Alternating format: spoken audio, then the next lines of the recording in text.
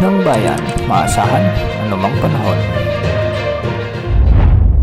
Magandang araw po sa ating lahat. Narito na ang latest update sa magiging lagay ng ating panahon ngayon at sa mga susunod na araw. Sa ngayon, nakalabas na ang bagyong Kiko sa ating area of responsibility. Taglay pa rin nito ang lakas ng hangin na umaabot sa 55 km per hour malapit sa gitna at pagbugsong umaabot sa 70 km per hour. Kumikilos ito ng northwest o hilagang kanluran sa bilis na 15 km per hour. Wala na itong direktang epekto sa anumang bahagi ng ating bansa at hindi rin ito makakaapekto sa lagay ng mga karagatan sa ating bansa. Samantala, southwest monsoon naman ang nagdadala ng maulap na kalangitan na may mga kalat-kalat na pagulan at thunderstorms sa Ilocos Region, Cordillera Administrative Region, Batanes, Babuyan Islands, Cagayan, Isabela, Zambales at Bataan.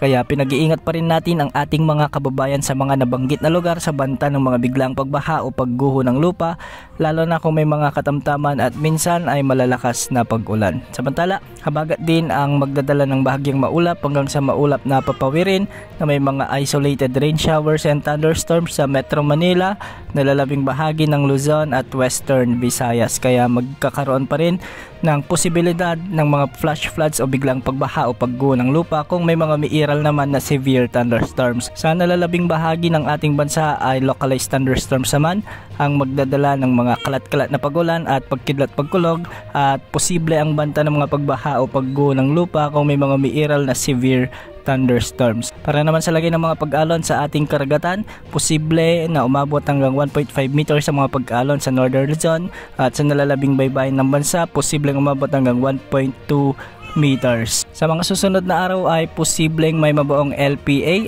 at hindi rin inaalis ang posibilidad na lumakas ito bilang bagyo. Ang susunod na pangalan ng bagyo ay bagyong Lani kung sakaling may mabuo muli sa loob ng ating area of responsibility. Bukas asahan pa rin ang pag-iral ng habagat sa malaking bahagi ng bansa, ngunit hindi na ito kasing lakas ng mga nakaraang araw. Yan muna ang latest sa lagay ng panahon. Ito pang weather update ng bayan, maasahan anumang panahon.